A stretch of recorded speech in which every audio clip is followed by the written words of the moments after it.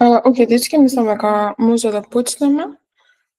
Би сакала да започнам со тоа што ќе ви се представам. Јас сум Марија и сум дел од тимот на Creative Hub.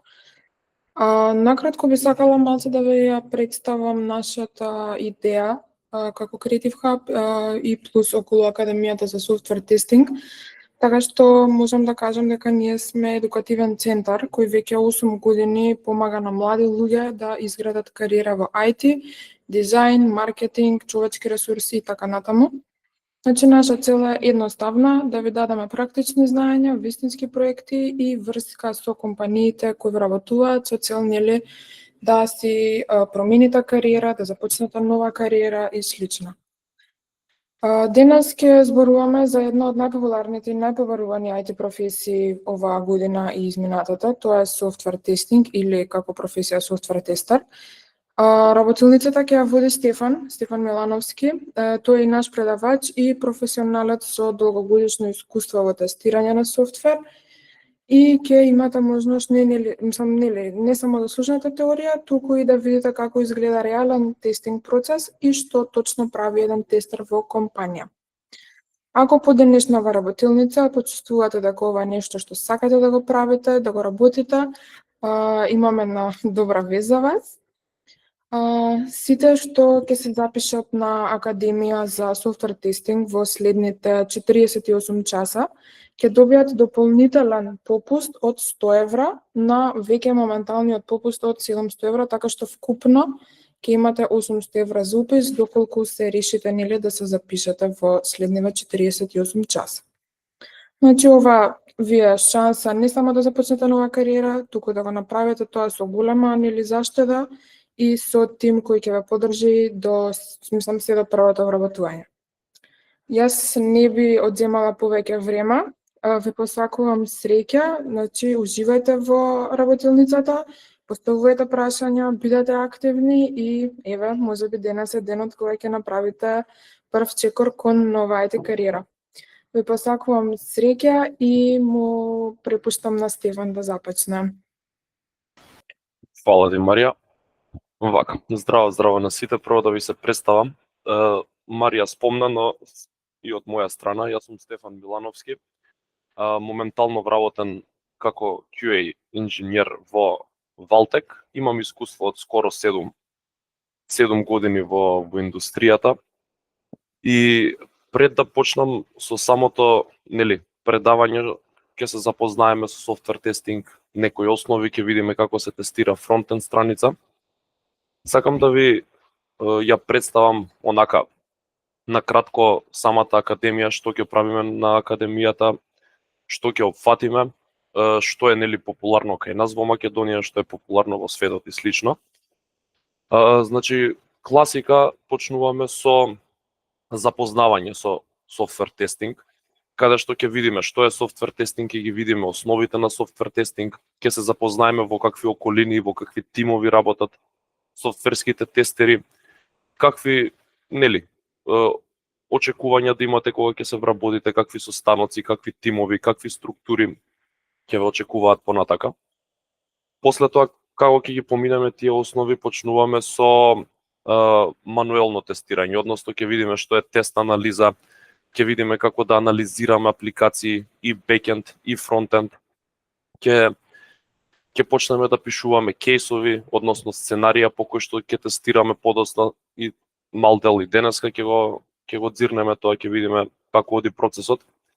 Откако ќе завршиме со сето тоа мануелно тестирање, тоа технички ни се првите 2 модула, мануелно фронтенд и мануелно бекенд тестирање, ќе почнеме технички треба да се свртиме на автоматизирање, односно автоматско тестирање. Сега, може би знаете, може би не знаете, но самото автоматско тестирање представува куцање код.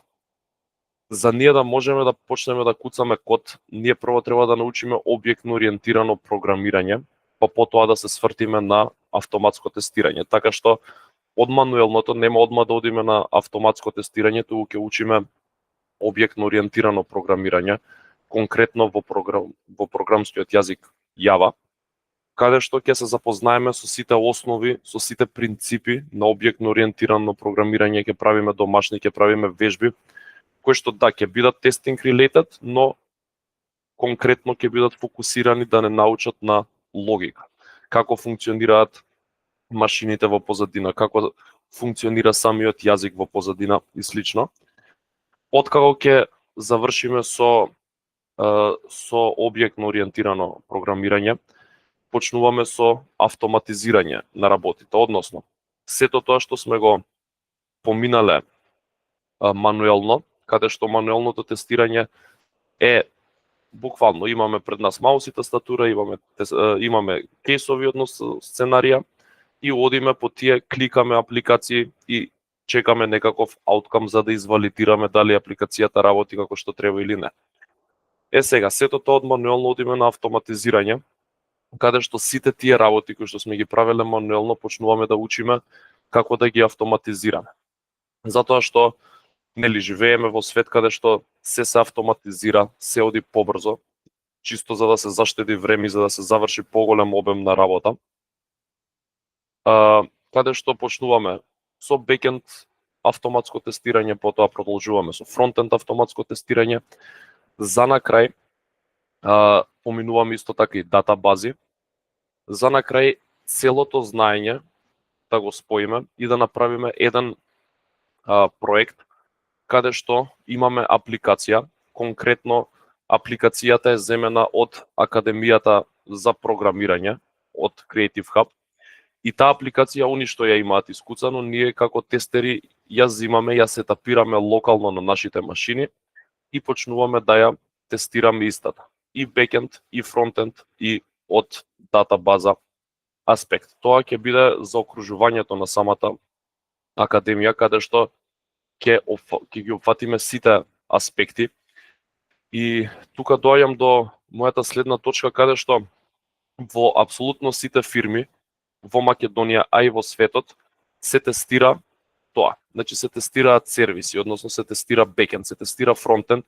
Ние конкретно ќе тестираме веб апликации, каде што стануваме на некој начин full stack тестери, каде што имаме знаење и од датабази, и од бекенд, и од фронтенд. Едно од почестите прашања тука е следното: дали мене ми треба некакво предзнаење? Одговорот на тоа е не, затоа што ние буквално почнуваме од нула.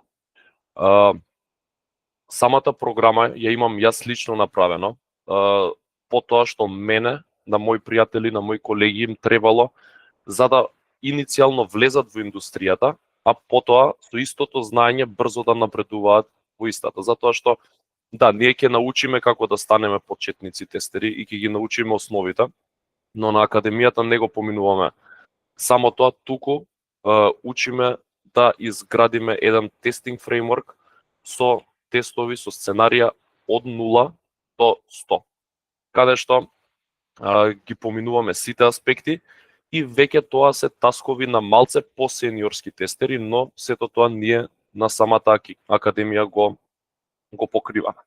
Зошто не ви треба искуство? Не ви треба искуство затоа што како што спомнав, почнуваме од нула, но и не скокаме одма на автоматско тестирање, туку одиме да учиме прво објектно ориентирано програмирање, па потоа одиме да ги автоматизираме работите.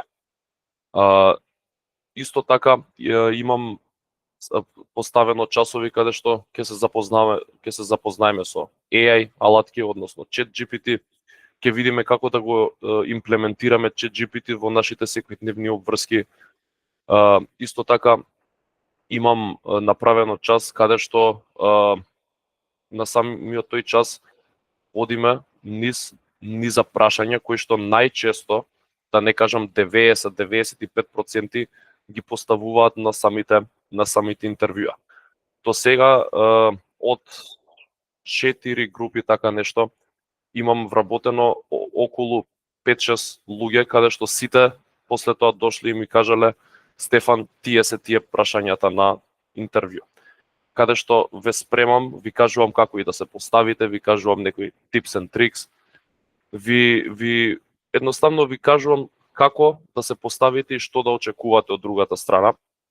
И во глобала, кога ќе го завршиме целиот тој процес на изучување на работите кои што ви ги спомнав, ќе бидете спремни да работите. Со тоа што тука има едно големо ама каде што луѓето знаат да се залетаат и на почеток на секоја академија и на овие предавања тоа што го кажуваме следното.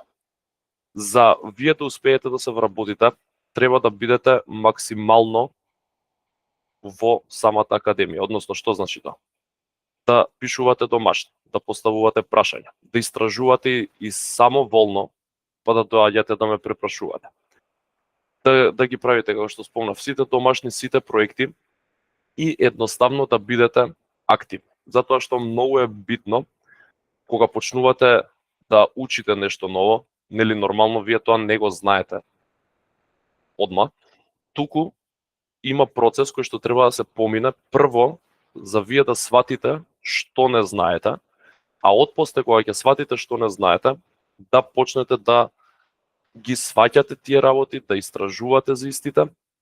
Секако јас сум тука, ќе ве насочувам, ќе ви давам задачи и се тоа, за на крај да се оформите како еден тестер каде што ќе бидете спремни за реалниот свет, односно спремни за работа.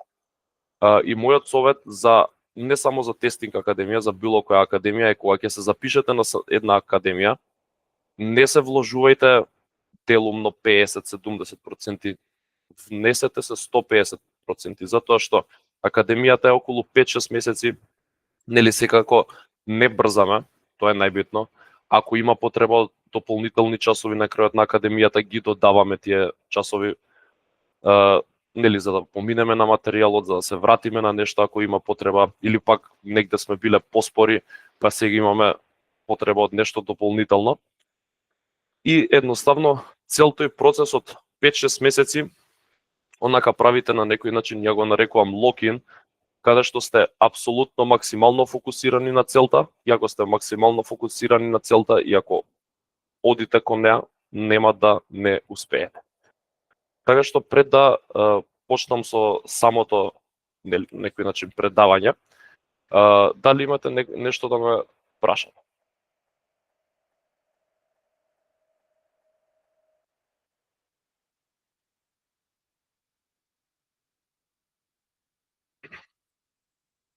Во ред. Сега. Денеска ќе се запознаеме општо со софтвер тестинг, introduction ќе направиме еден, каде што ќе одиме по оваа агенда, зашто не ќе се направи слайдшоу?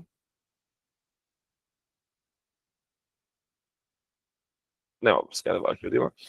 Каде што ќе видиме што е софтверско тестирање, ќе видиме зошто нас ни треба софтверско тестирање иницијално, ќе видиме како да истестираме еден софтвер, ќе видиме тој software development life cycle, каде што сите апликации го имаат, го поминуваат, каде што апликациите почнуваат од нула, се планираат, се договараат, па потоа почнува development процесот, па после тоа оди тестинг процесот, и така натака, и така натака.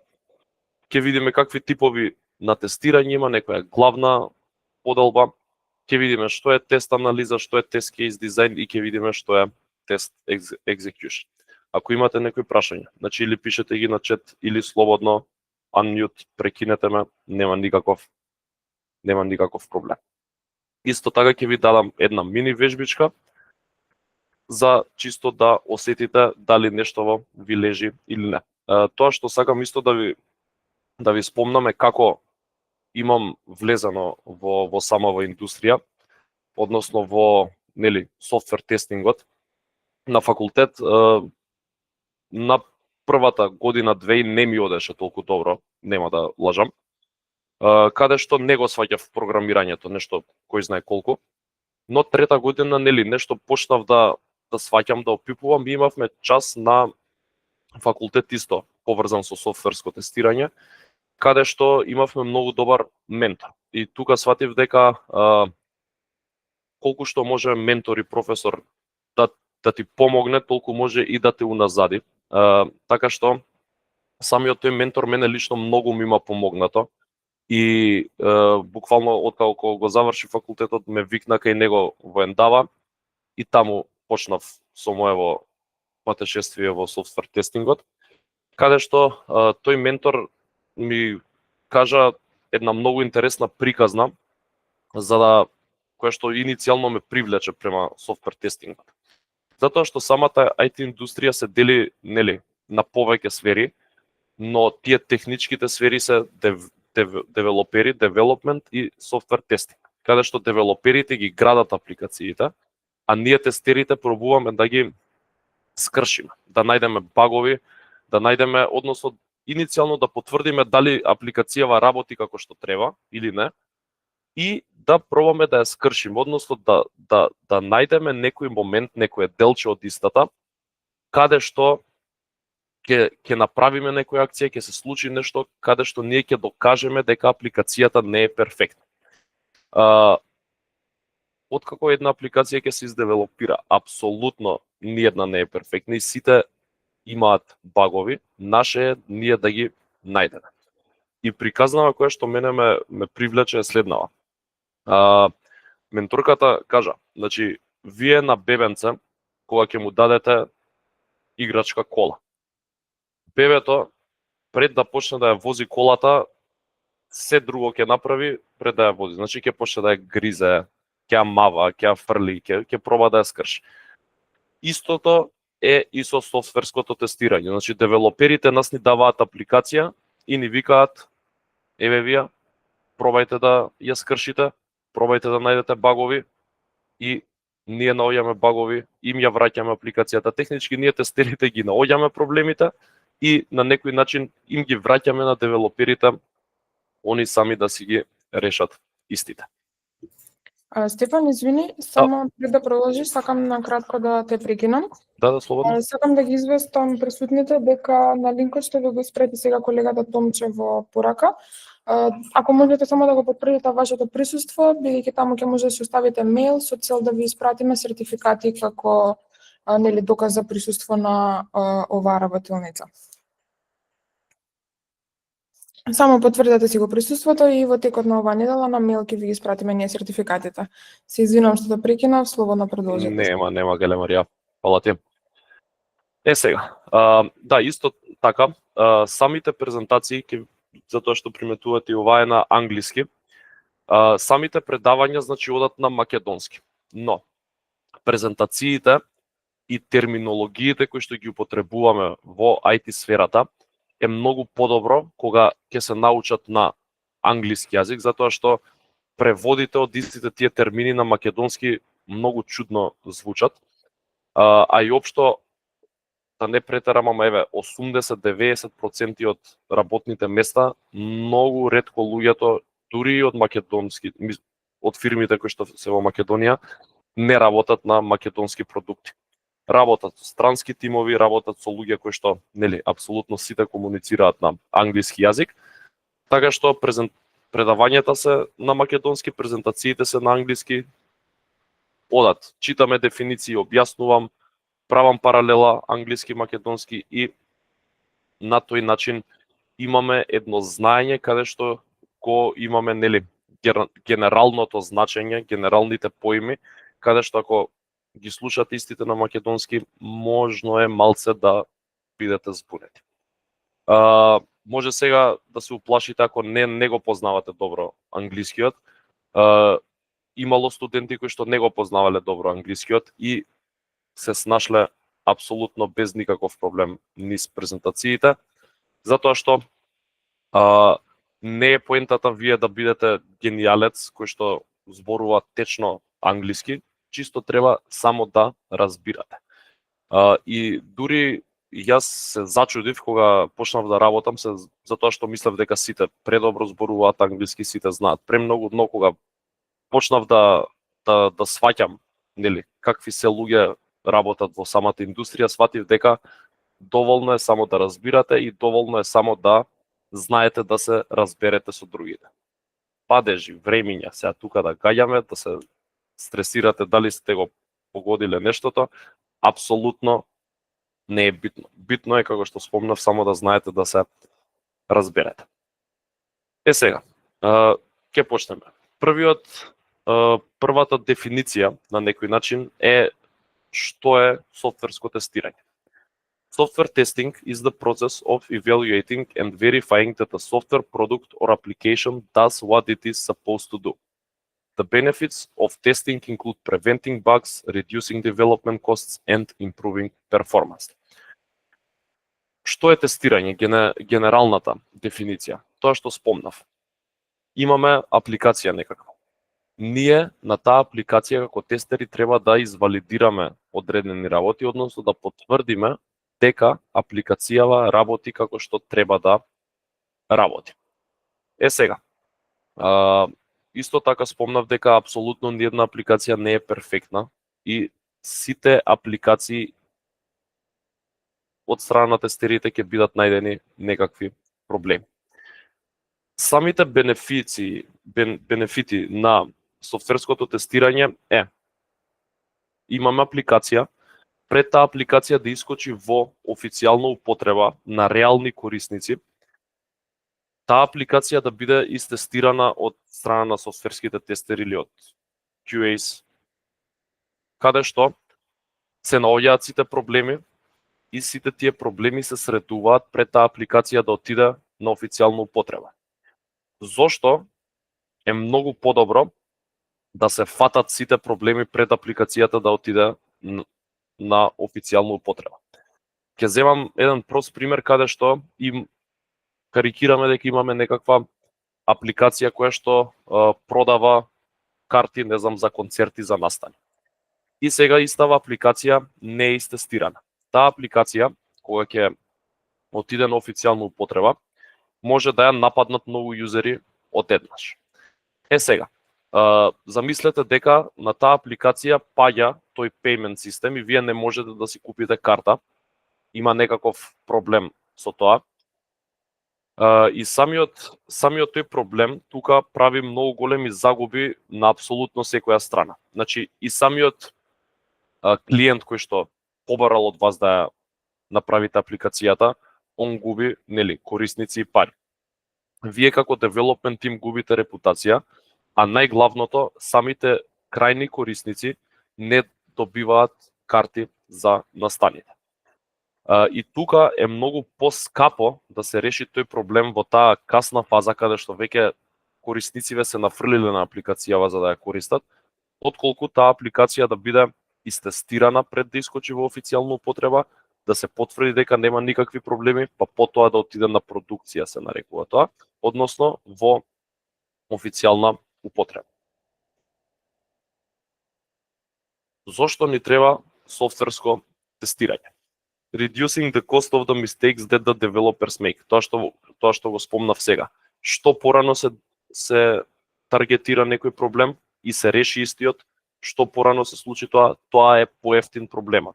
Затоа што ако ние решиме некаков проблем, некаков баг пред апликацијава да отиде во официјална употреба, тоа нас нема да не кошта. Односно тимот и самиот клиент. Ако се случи покасно и тоа отиде веќе на продукција, веќе има корисници и не работи payment системот, тука загубите можат да достигнат многу високи суми. Optimizing the application. Значи, покрај тоа што ние бараме некои проблеми на самата апликација и потврдуваме дали работи како што треба или не, ние гледаме и дали апликацијата е оптимизирана на некој начин, дали работи нели брзо, дали се шалтани скринови, дали пушта реквести како што треба и слично. Каде што ние луѓето сме такви, ако нешто не ни одговара, ако нешто не е брзо, ако нешто има многу проблеми, ќе го избришеме и одма си минјаме друга апликација и ја баталуваме претходнава која што сме ја користеле. Самото тоа оптимизирање исто така треба да се фати од страна на тестерите, каде што тие тестери ќе видат на кој начин функционира апликацијата и дали функционира доволно брзо за да може да обслужи доволен број юзери. Третата точка е improves product quality. Нели, нормално. Еден продукт што помалце проблеми има, толку е поквалитетен, а задачата на софтверските тестери е да ги најде тие проблеми.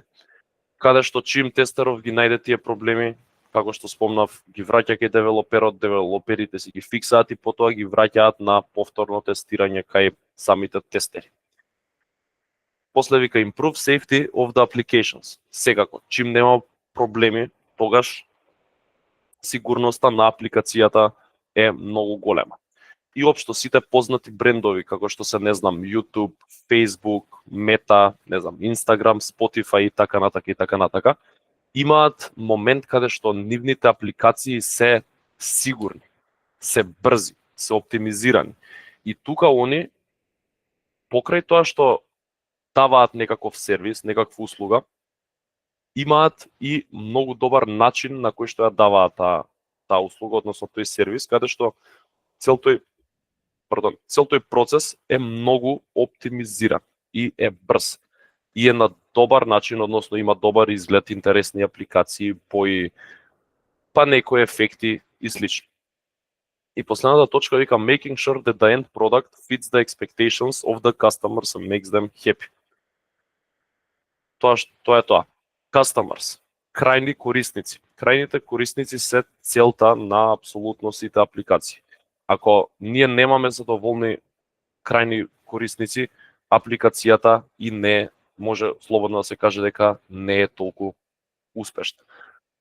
Самата цел на тестерите е покрај сите овие работи кои што ги набројав и да го подобри тој user experience и да се стават самите тестери во трето лице, односно во кожа на крајни корисници и да ја тестираат апликацијата од нивна визија, каде што сите тестери покрај тоа што се тестери во своето слободно време сите користиме одредени алатки, одредени апликации и знаеме како да размислуваме од трето лице, односно од перспектива на крајен корисник. Сега, како тестираме софтвер? Значи, главната, па не е главна, ама една од поделбите на самото тестирање, односно имаме иницијално два типа тестирање. Имаме мануелно тестирање и имаме автоматско тестирање, односно кодирање. Мануелното тестирање е тестирање каде што нас и реално не ни треба некој посебен скилсет, каде што мануелното тестирање можам слободно да кажам дека може секој да го прави. Ќе научиме како да правиме тест анализа, ќе научиме како да пишуваме сценарија, имаме маус, тастатура, знаеме да ги користиме, ги кликаме апликациите и тоа е тоа.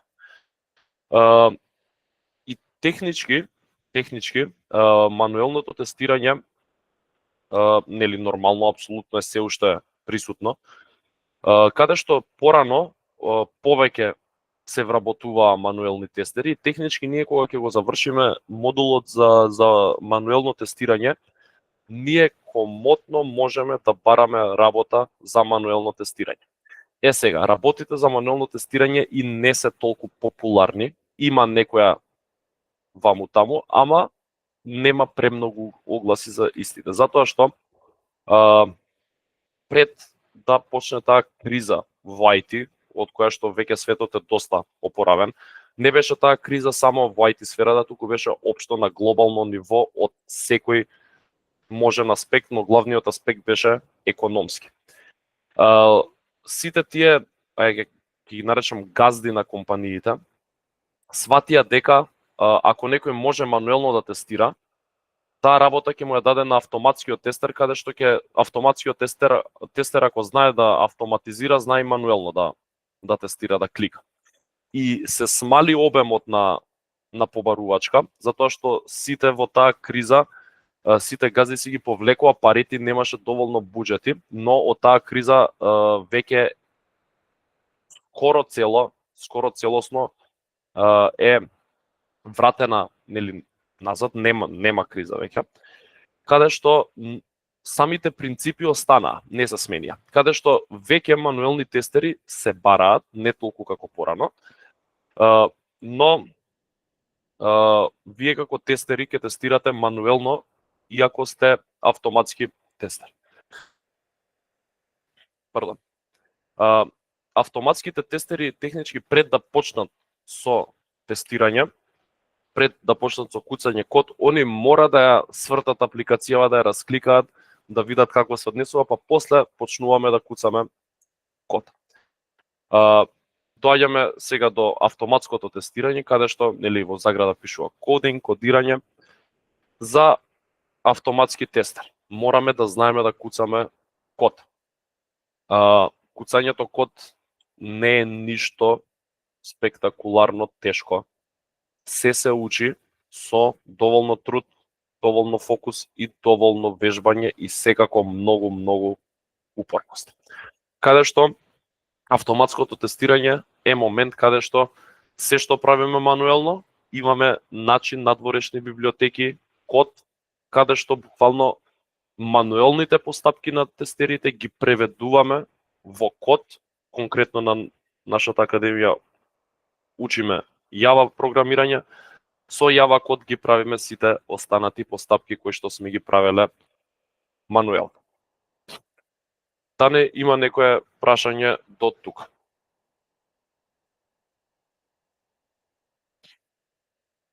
Во ред. Сега, ова е тој Software Development Life Cycle, кој што ви го спомнав преска, односно ова е еден, ајде да ќе кажам, животен век на една апликација, кој што мора да биде поминат во сите случаи. Значи, пред било која апликација да почне да се кодира, да се девелопира подоцна, таа апликација мора да помине низ процес кој што се нарекува, како што можеме да видиме на самата слика, Discovery. Односно, што се случува во Discovery фазата? Имаме ние клиенти, сега клиентот доаѓа на тимот и вика: дечки, јас сакам да направам ваков и ваков вебсайт, со ваква функционалност, со такви бои, со вакви ефекти и така натака и така натака. И сега тимот заедно со клиентот ги дискутираат деталите. Ова ќе го направиме вака, ова вака, во овој програмски јазик и така натака и така натака. Откако ќе заврши таа Discovery фаза, бидејќи во еден тим не работат само девелопери и тестери. Во еден тим имаме девелопери, имаме тестери, имаме DevOps инженери, имаме дизајнери, значи тука имаме графички дизајнери, UX, UA дизајнери. Некој мора на девелоперите прво да им нацрта нешто, за девелоперите после да знаат да одат по некој гајдлайн, каде што гледаат што се случува, односно го гледаат цртежов, ги гледаат скиците на дизајнерите и според тие скици после девелоперите градат апликацијата. Дизајн е баш тој дел каде што тие дизајнери го ја цртаат на некој начин апликацијата, просто кажано.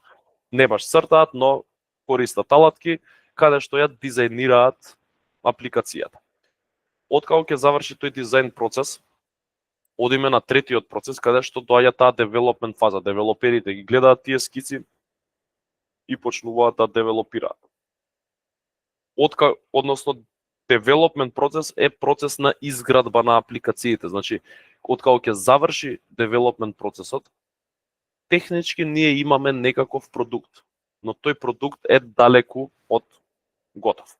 Затоа што тој продукт, кога ќе го имаме иницијално, тој продукт мора да помине низ оваа четврта фаза, односно треба да помине низ наши раце, што се вика, каде што продуктот буквално ќе земеме и ќе го треснеме од земја, ќе го истресеме, ќе го истестираме, ќе го поминеме со секаков тип на сценарија, со секаков вид на тестирања, ќе пробуваме да ја скршиме апликацијата, ќе валидираме работи, ќе потврдуваме дека нешто во работи како што треба. Ако има некакви проблеми, одиме назад на тројка, каде што девелоперите после си ги средуваат проблемите, а ако се е во ред, или пак сме се вратиле на девелопмент, па пак сме тестирали, сме потврдиле дека се е окей, одиме на релиз. Што е релиз фазата? Релиз фазата е каде што релиз фазата е се вади верзија за официјална употреба. Можеме да земеме пример. Сите апликации цело време добиваат апгрейдс. Земете прост пример на телефон. Цело време. Од време на време ви стигаат софтвер апдейтс. Тоа значи дека кога ќе добиете софтвер апдейт, се прави нов релиз, односно имаме ние некоја апликација, некоја база и на таа база после тоа се додава. Нели, ја тестираме, се девелопира, се тестира, па се прави релиз и се додаваат нови фичери, нови функционалности на апликацијата и така се гради апликацијата. Значи имаме базична апликација, потоа се апгрейдира, апгрейд и сето тоа се нарекува релиз. Секој апдейт на апликацијата кој што го правите технички во позадина е спремен релиз за таа апликација. Откако апликацијата ќе се финализира, па и не мора да се финализира, може уште да е во процес на апгрейдирање, апликацијата мора да има maintenance дел, каде што има maintenance кој што значи? Maintenance значи да се одржува таа апликација. Чим ние одржуваме некаква апликација, ние константно ја мониторираме истата, да нема некаков проблем. Ако нема, супер. Ако има, тука тимот одма скока, го средува проблемот, пушта нов релиз, нов апдейт и тоа е тоа. И тоа е усвари животниот циклус на сите апликации кои што нели излагаат на пазарот, излагаат во светот, некои се платени, некои се бесплатни, но тоа е тој животен циклус, каде што ние сме во оваа четврта фаза, која што се нарекува нели тестинг и QA, тестираме, валидираме, потврдуваме, пробуваме да скршиме нешто и тоа е тоа. Ако најдеме проблем, им ја враќаме апликацијата на девелоперите, ако не, никому ништо, продолжуваме понатаму. Сега, имаме типови на софтверско тестирање. Нели, генералната поделба, имаме бекенд тестинг и фронтенд тестинг, каде што сега сакам да ви нацртам, за да сватите што е фронтенд, што е бекенд. Значи, иницијално таа главна поделба која што ја правиме, ја делиме на фронтенд и бекенд. Сега ќе видиме што е фронтенд, што е бекенд. Имаме фронтенд дел. Фронтенд дел што е? Фронтенд дел е тоа што крајните корисници го гледаат пред него. Значи, независно вие дали имате некаква десктоп апликација, еве Paintov е десктоп апликација.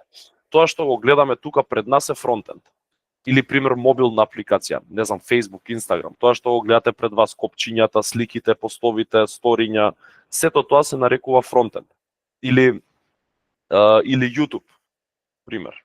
Сето тоа е нели веб апликација. Сето тоа што се гледа пред вас се нарекува фронтенд. Значи на фронтендот имаме некои полиња, имаме пример, не знам, постови, слики и слично, пример може некое копче да има, па може да има некои нели текстови од страна за гледање и така натака.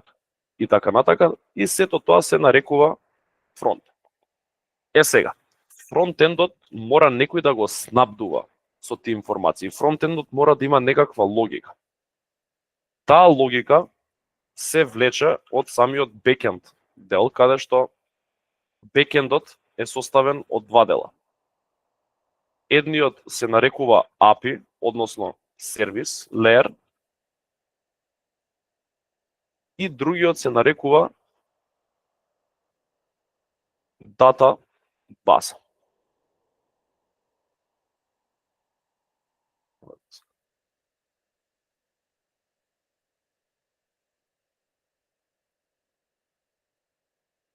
Сега, што е сервисот?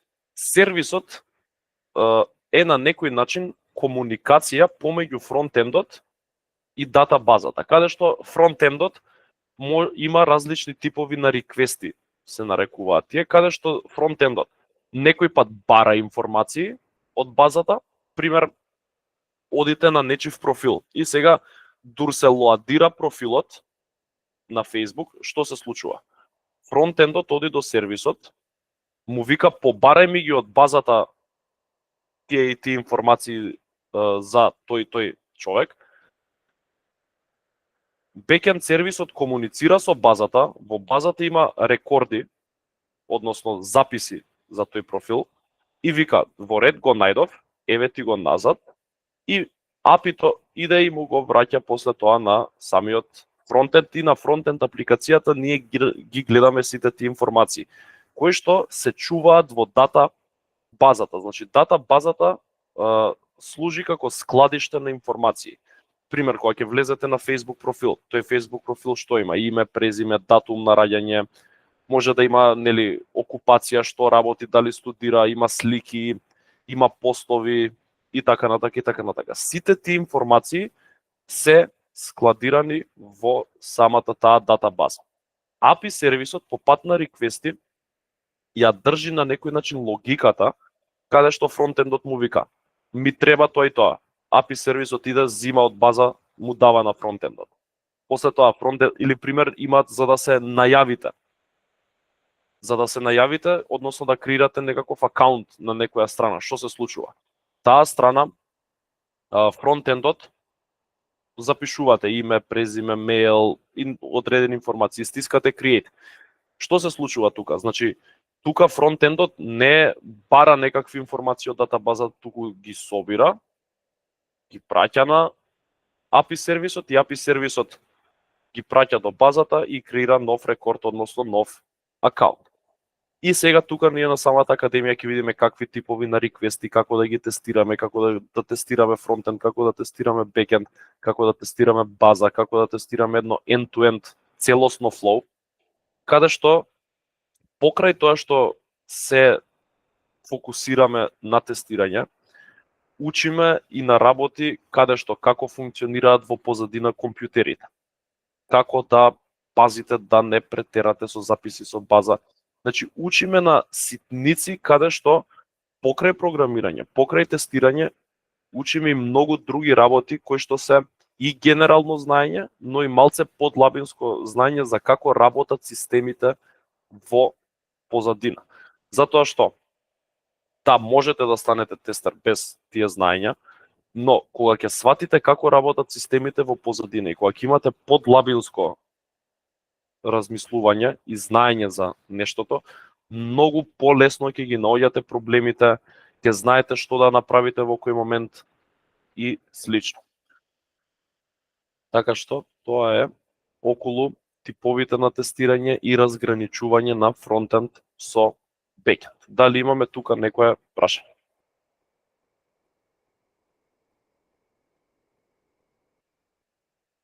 Во ред.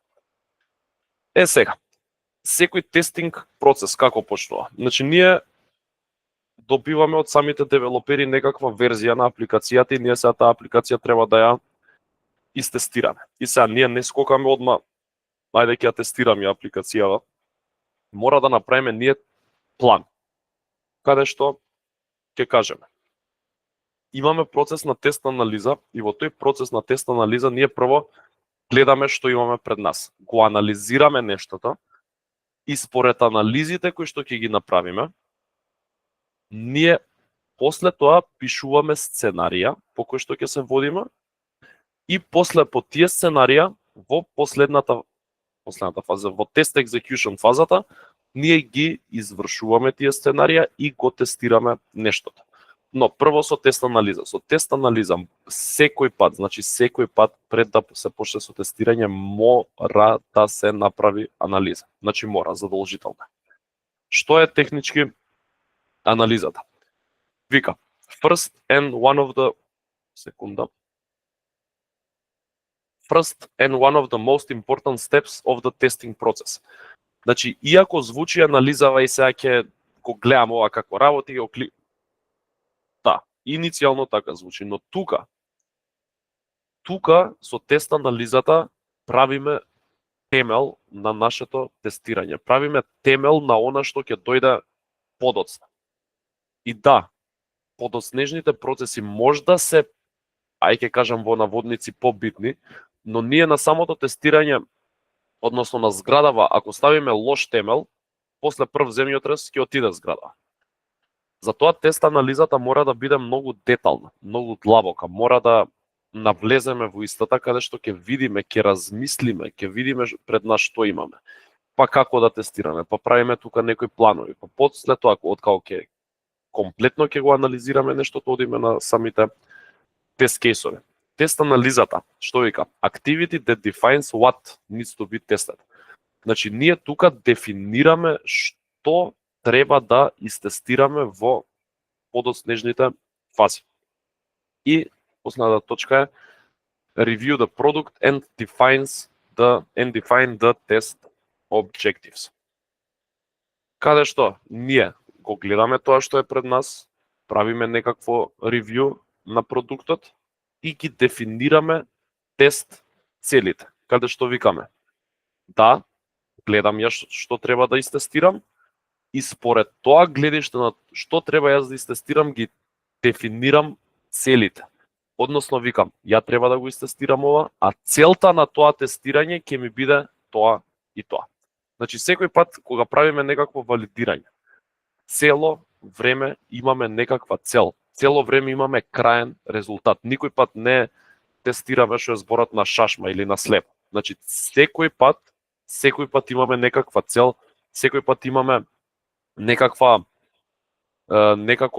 гол на нештата, каде што ако не го исполниме тоа, ние не можеме да продолжиме понатака. Сега, тука имаме на слайдов се запознаваме со тест кейс дизајн. Тест кейс дизајн иницијално да ви спомнам што се тест кейсови. Значи тест кейсови се тие сценарија кои што ние ги пишуваме, кои што треба да се поминат за ние како тестери да дадеме лайк, да дадеме зелено светло на самава апликација, каде што викаме апликацијава може да оди понатака. Сега, што е тест кейсот? Test case of set of actions that needs to be executed in order for a given functionality to be verified. Значи, имаме сет на акции кои што мора да бидат поминати, односно истестирани, за да потврдиме дека нештово работи како што треба. Ако тие акции не бидат исполнети, значи ние не можеме да дадеме зелено светло дека апликацијава работи како што треба. Самите тест кейсови представуваат сценарија кои што треба да бидат истестирани. Testing coverage of the application. Значи сите сценарија, што повеќе сценарија имаме, толку поголем testing coverage, затоа што не секој пат сме во можност, нели, заради разни причини, не секој пат сме во можност комплетно 100% да ги тестираме апликациите. Значи некој пат мора при таа тест анализа да се фокусираме на најбитните работи, па потоа ако има време да ги расчепкаме, нели, споредниве делови на самата таа апликација. И секако, нели, тие тест кейсови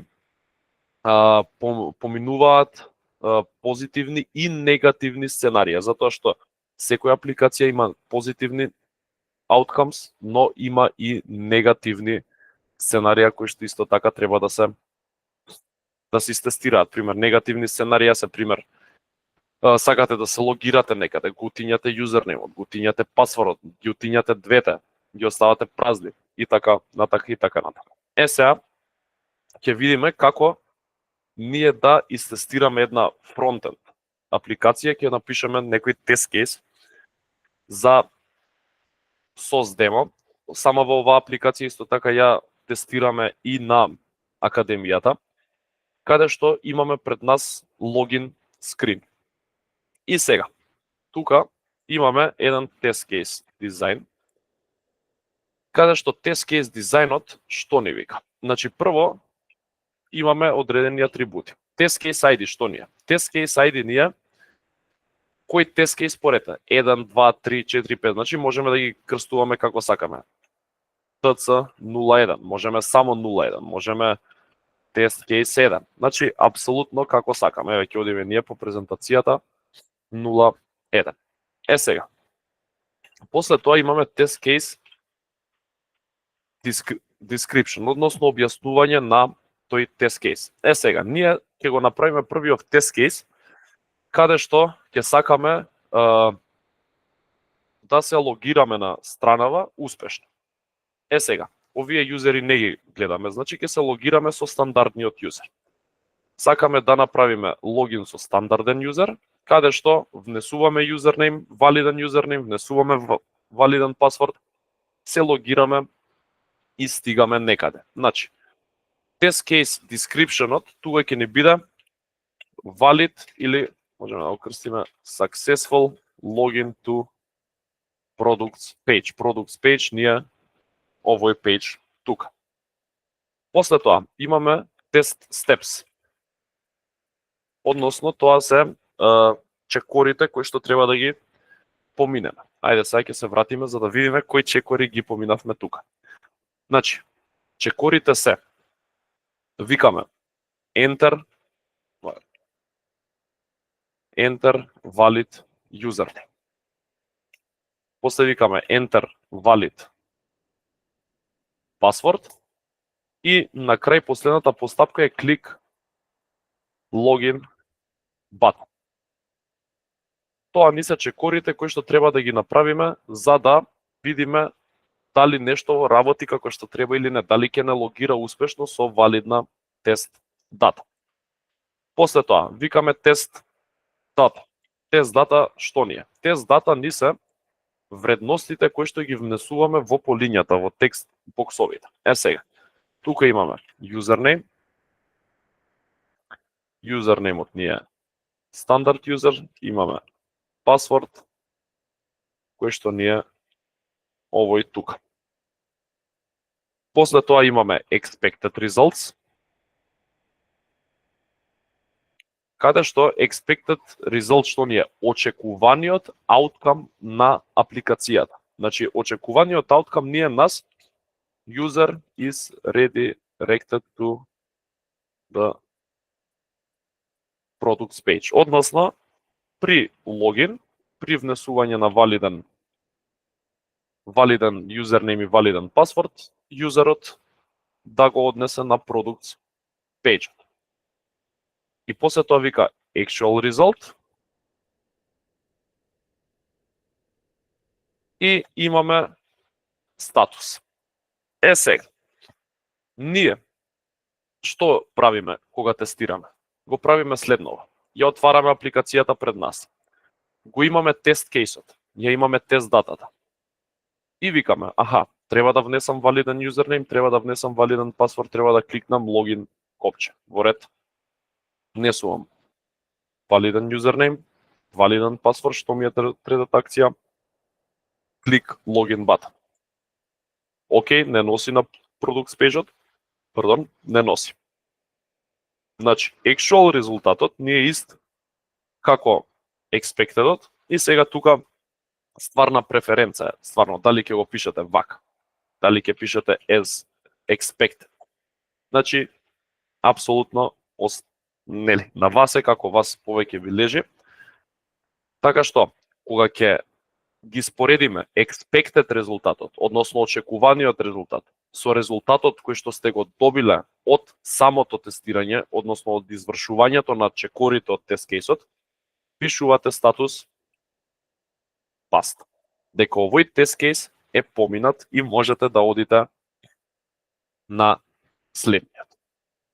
Сега, тука имаме cover both positive and negative scenarios of the application. Тука ние покривме едно позитивно сценарио, каде што, имаме валидна дата, имаме валидна дата, имаме валидни чекори, ги извршуваме тие чекори и тест кейсов поминува. Но, тука вика, имаме и негативни сценарија. Сега, вашата задача ќе биде, ќе ви пратам, значи, овие корисници не ги користиме само овие два, но, односно овој еден юзер со овој пасворд. Сега, вашата задача ќе биде, ќе ви ја пратам страната, ќе ви дадам, ќе ви ја пратам и структурата на самиот тест кейс. Вашата задача ќе биде да најдете 1, 2, 3 негативни сценарија и според структурата на мојот тест кейс да напишете тест кейс за невалидно сценарио, односно негативно сценарио. Со тоа што ќе ги почитуваме работите кои што нели ги изучивме. Прво правиме анализа. Пуштете апликацијата, разгледајте ја, пробајте да стигнете до некое негативно сценарио. Најчесто негативните сценарија имаат некаква ерор порака. Каде што имаме порака, која што ќе биде нели некако обележено со црвено, со видлива, каде што самата апликација ќе ви каже дека правите некоја грешна постапка. Ваша задача во наредниве 5, 10, 15 на минути ќе биде да најдете 1, 2, 3 сценарија негативни, значи колку ќе најдете толку, да напишете тест кейс за истите и потоа нели ќе ги поминеме истите заедно. Така што иницијално ќе ви дадам 7 минути. Ако има потреба од повеќе време ќе зголемиме на 10, но 7 се сосема доволно за оваа вежба. Секако, ако има некое прашање, поставете ми го и со лесно. И ќе отворам структурата тука на тест кейсот. Значи, бараме нешто негативен ауткам.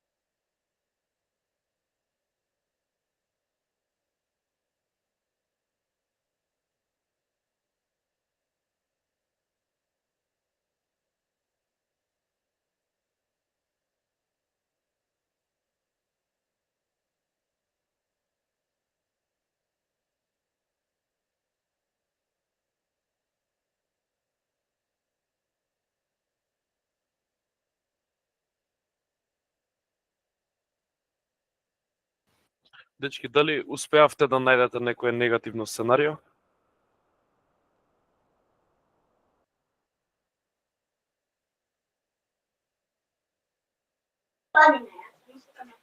Едно прашање, ако може. Да, повелите морам. Сега разбрав убаво, пошто на мобилен го следам. Така. Може усно тоа или треба да го пишувам? Да, слободно, кажи.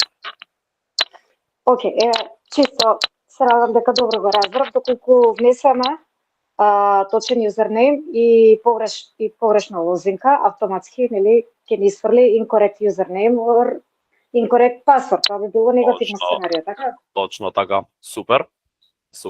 Океј. Ете ни го едното негативно сценарио. Вака тука ќе ги собереме. Значи имаме една ерор порака. Дали некој друг најде некоја друга ерор порака освен оваа тукашта?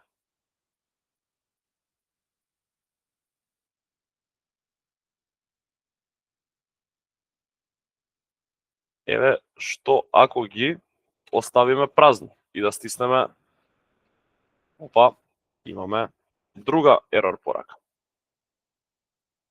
И еве ни две, сега ќе направиме еден тест кейс кој што ќе ни биде, кој што ќе ги покрие тие сценарија.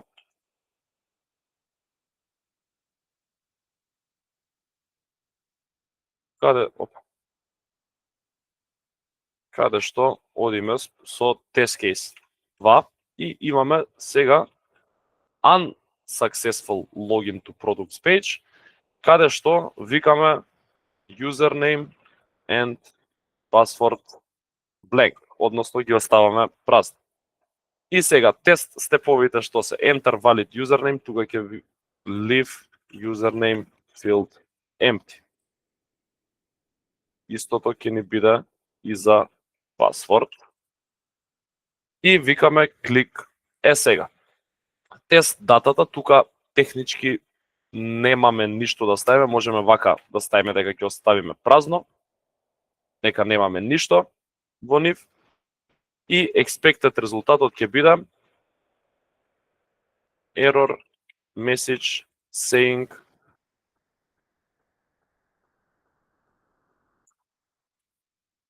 pops out under the password field. И сега, кога ќе го поминеме тоа, нели викаме.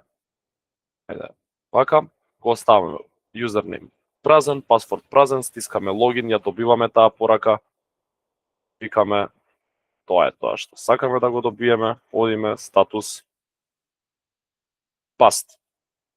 После тоа, одиме и со другата ерор порака, каде што ова сценарио, што ни вика? Ова сценарио ни вика, поменуваме ID-то, ни вика unsuccessful login, каде што викаме valid username, invalid password, викаме enter valid username, invalid password, тука можеме вака да ставиме enter invalid password, клик login button, сега тука имаме validен username, кај пасвордот можеме да ставиме 1, 2, 3. И сега тука викаме после оваа порака ни ја дава. Тука и го тестираме нешто. Значи викаме внеси валиден username, внеси невалиден пасворд, затоа што еден акаунт, еден username е поврзан со еден пасворд. Така што чим за овој акаунт, ова е пасвордот, ние чим внесеме тука N23 некаков стринг, кликаме, ја добиваме пораката, викаме супер, actual резултатот ни се поврзуваат и статус викаме past. И сега, ние сите овие сценарија, значи сега ова не се сите сценарија, ова се дел од сценаријата, но кога ќе ги поминеме сите тест кейсови кои што ги пишуваме после таа тест анализа, ние доаѓаме до момент каде што Истите треба да ги истестираме. Ќе ги истестираме како што ги истестиравме сега. Кога сите тие тест кейсови ќе бидат поминати, сите тие тест кейсови нема да најдат никакви багови, нема да најдат никакви проблеми, тогаш ние даваме зелено светло и апликацијата може да оди во релиз фазата. Дали имаме некое прашање околу овие тест кейсови, анализи, нели, структура, постапки, чекори и слично? Во ред. Одиме на следниот слайд. Следниот слайд е тест имплементација. Каде што ние ќе ги напишеме тест кейсовите, но треба да ги имплементираме тие тест кейсови. Онака, да ги пише, технички прво ги пишуваме постапките на тест кейсовите, а потоа ги имплементираме каде што тука, ако автоматизираме, креираме автоматски скрипти, ги организираме тестовите, нели, што да биде мануелно, што да биде автоматски, и додаваме тест дата во самите тест кейсови, односно овој дел тук, каде што тест датата ние или ја имаме спремно, или треба да ја искреираме, и во фазата на тест имплементација го правиме тоа. Откако ќе завршиме со фазата на тест имплементација, одиме на тест execution. Тест execution што е? Тест execution е тоа што го направив сега. Одам по тест кейсот, ги зимам инпутите, ги внесувам на самите, нели, на правилното место, и го гледам ауткамот на таа апликација. Односно, викаме final step of the testing process, значи финалниот чекор на тестирањето. Одиме, ги рануваме автоматските скрипти, ако имаме, или правиме екзекуција на мануелните тест кейсови, односно тоа сега што го направивме. Правиме тест summary report, тоа е ова, пример, колку поминале, колку паднале, зошто паднале и слично. После правиме тест summary analysis, правиме анализа на тој репорт, потоа репортаме багови, ако имало багови, ако немало багови, правиме тест closure, односно го затвараме процесот, и тоа е тоа. Сега, ние поминавме дел, нели, од мануелно тестирање и само од фронтенд, на самата академија тоа ви спомнав. Имаме фронтенд, имаме бекенд, прво мануелно, па после ќе учиме објектно ориентирано програмирање, па после тоа почнуваме со автоматизирање на работите. Така што за денеска од мене толку околу презентацијата. Слободно, ако имате некои дополнителни прашања, прашајте ме. Ви благодарам на присуството, нели, и на вниманието. И тоа е тоа од мене. Сега оставам на вас, ако имате некое прашање, дечки, повелете. Исто така да се надоврзам јас, доколку имате прашања околу академијата, исто јас сум се уште тука, така што може да ме прашате и во врска со академијата.